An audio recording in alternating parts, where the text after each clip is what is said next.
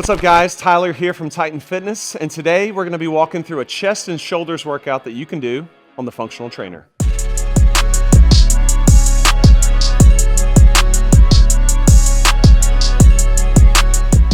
The Titan Fitness functional trainer thrives at hitting chest because you have 20 different points of variability along its pulley track, and we're going to use some of those in these movements. So let's jump into it.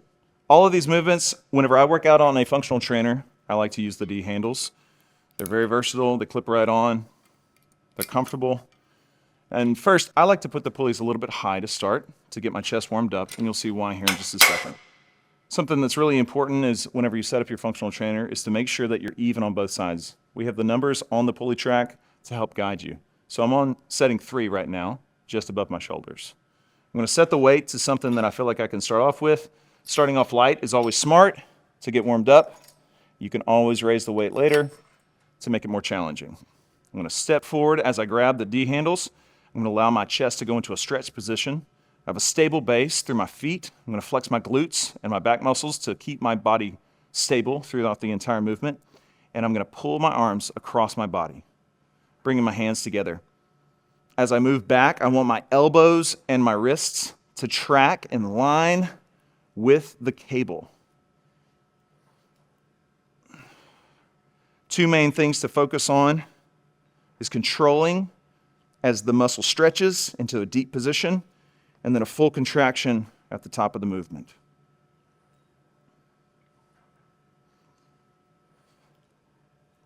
And as you can see, I'm tilting forward, but the line of the cable is moving across the middle of my chest.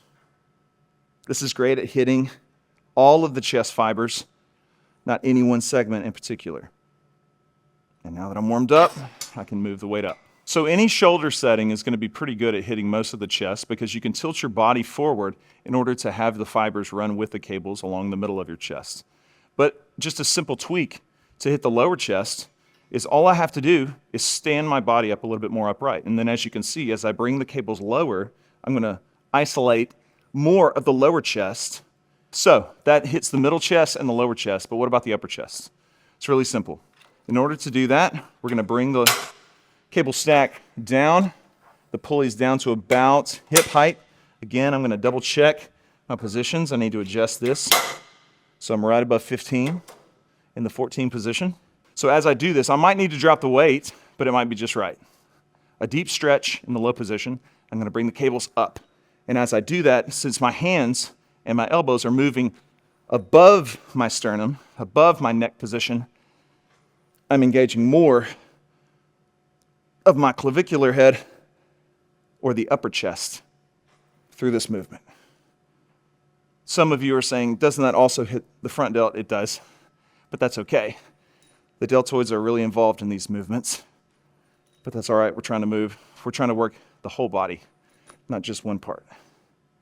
Okay, so those 3 movements are all considered flies, and they're great for building the chest. But everybody knows that the other way that you can build the chest is with presses. Presses incorporate the triceps, and they allow for a lot more powerful position. But the reason why I'm not going to show you presses right now standing is because most of the time, for most people, you're able to press even more than your body weight potentially. And so it puts you in a really awkward position where you're unstable. That's why I like to use, whenever I'm using a cable stack like this, I incorporate my Titan Series adjustable bench, and allows me to be a lot more stable for those pressing movements. So I want to show you a couple of those now. I'm going to set my bench up with the back foot about in line with the cable stack is a good placement for me. I'm going to make sure that it's lined up with the center or very close to the center of the machine. Okay, and once I get that set up, I can play with the different angles to figure out, again, what part of the chest I want to hit. So now I'm going to grab my D handles. And I find that pulling it into my body makes me stable here. If you have somebody spotting you, they can bring you the other D handle, but you want to set up in a way that you could do it yourself.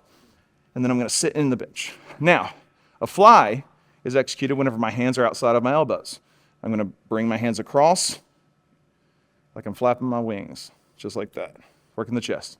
But a press, I'm going to tuck my hands over my elbows in a more powerful position. I have a lot more strength right now. That weight feels very heavy in this position. It immediately feels lighter whenever I'm here. So then I'm going to, from this position, nice and tucked, I'm going to press straight out. And this weight for me now is a lot lighter, but I've incorporated my chest and my triceps into this movement now. So that's a great warm-up for me, and I can move the weight up to an even heavier place, allowing me to overload the chest and the triceps at the same time and get a great stimulus for growth.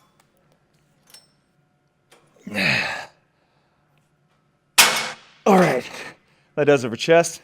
Let me get this bench out of the way, and we'll jump into a shoulder movement. So now we're going to move into our shoulder movements. We were using our rubberized D handle for the majority of our chest movements, and it's great for that because you get a good grip, and also it's going to resist some of that rotation in your hand, which is really comfortable for a lot of people. It also allows you to auto-rotate your wrist comfortably, and that's a great feature to have. But whenever I'm doing my shoulder movements, I want that to actually be in a fixed plane for my arm, and I want it to be able to rotate in my hand, and that's where the metal D handle actually comes into play in a great way.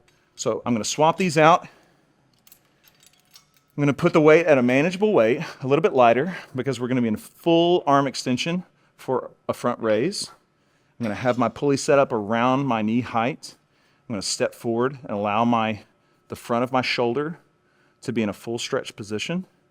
And then I'm going to contract my shoulder with my arms straight, slightly bend, just a slight bend in it. You don't want your elbow locked. A firm grip on the D handle. And I'm going to raise in front of my body. I want to focus on controlling the eccentric, the lowering, into a full stretch, and then a powerful contraction, raising the weight, the pulley in front of my body up to shoulder height. And once I'm done with that side, I'll switch hands and move to my right side, and the same execution.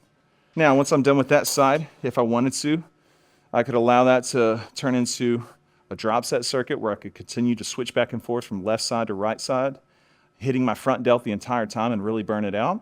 Or I could switch to my side delt movement, which is very similar setup. The only thing that's going to change is going to be the position of my body oriented to the stack. So, whereas with a front delt, I was facing away from it, I'm just going to simply turn 90 degrees and hold on to the pulley to the side. I like to hold on up here, okay? Nothing's going to get in the way. Nothing's going to hit my hand.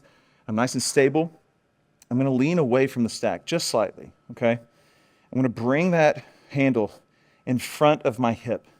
And the reason why I do that is because the pulley is pulling directly away from my hand, and it's going to give me a big stretch in my side delt, even at the bottom position. That's a great thing. So I get a big stretch at the bottom, pull it up to the top, in line with my shoulder. Again, controlling on the way down, powerful on the way up. If you'll notice, what I'm doing at the very top is my hand, because I have this fixed D handle, it's keeping me horizontal to the ground, which fully activates my side delt. If I were to open my hand in this up to the ceiling, it actually activates a lot more of my front delt. That's not what I want in this movement. So it's keeping me in the proper plane, directly out. Imagine that you have a pitcher of water and you're actually pouring it out at the top of this movement. That's going to help you isolate that side delt. Also, don't be surprised if it feels really, really easy at first, and then all of a sudden your shoulder just gives out and you can't do another rep. That's really classic for the shoulders. So then I'm going to switch to my left side and do the same on this side. Leaning away from the stack, nice stable base, pouring out that pitcher of water, keeping my elbow nice and high with my hand, full contraction, slow eccentric. So we've already hit the front and the side delts, but there's actually one other head of the deltoid that we want to hit, and that's the rear delt. And the way we're going to do that is we're going to actually move the pulley stack up to a round shoulder height, okay? The same exact handle. I'm going to brace myself against the machine. This handle's in a great position for that. I'm going to step forward to where my arm is fully extended out in front of my body. Step away from the machine so that the weight pulls you towards it, okay? Leaving my arm extended, I'm simply going to move my hand out to the side of my body. This is going to be hitting the rear deltoid, the back side of your shoulder. Now, depending on how you execute this or how advanced you are, you'll get a lot or little activation of your mid traps and maybe even your rhomboids, which is totally fine. It's going to hit some of your upper back. But this is also a great way for you to isolate your rear deltoid. Big stretch as you bring the weight in towards the midline of your body. Big contraction all the way to the back. And again, I'm going to switch.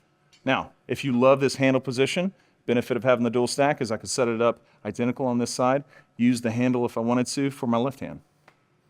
All right, guys, that's it for our chest and shoulders workout on the Titan Fitness Functional Trainer. It has a lot of versatility, but you're the one who has to bring consistency and intensity every single day. So, if this has been a helpful video for you, great. We want you to hit like and subscribe. Also, the entire workout is going to be located in the description down below.